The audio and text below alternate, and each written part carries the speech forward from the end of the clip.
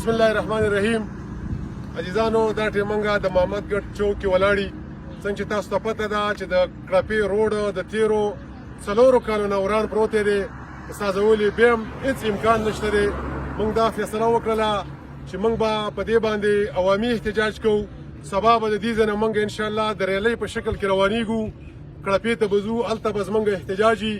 زه خپل ټول ورونو ته، ټول قام ته، ټول مومن قام ته، ټول باجوړ قام ته، که چا سره خپل ګاډی وي، که چا سره سورلو ګاډی وي، ټولو ته زموږ دعوت دی چې په دې احتجاجي ریلي کې زموږ سره شرکت وکړئ.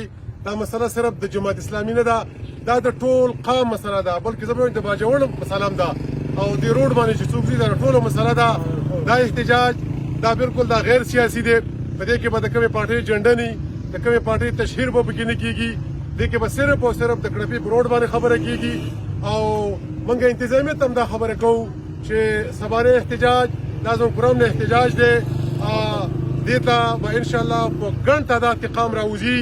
زه امید لرم ټولو ځوانانو ته، ټولو مشرانو ته، ټولو کشرانو ته چې د سباني احتجاج کې زموږ سره شرکت وکړي.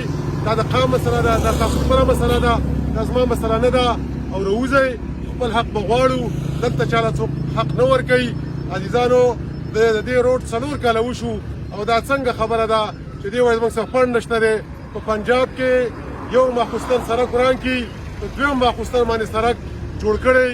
بدقسمتي دا ده چې موږ او تاسو پښتانه، او بیا غټه بدقسمتي دا ده چې موږ او تاسو دوی خپل حق نه غواړو. او څوک د سوشل میډیا باندې سیاست کوي، صرف د فیسبوک د لارې سیاست کوي. زه خلکو ته وایم چې سوشل میډیا باندې پوسټونه کوي، ځان هیروګان جوړ کړي، رکوشئ. سبا به دا عملي کار وکړئ، میدان ته رکوشئ، په میدان باندې خپل کردار او خدمات وښیوئ.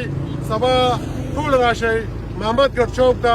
د دې ځای نه به موږ د ریلي په شکل کې روانېږو، کړپې روډ ته به ځو، هلته به کینو، خپل حق به غواړو.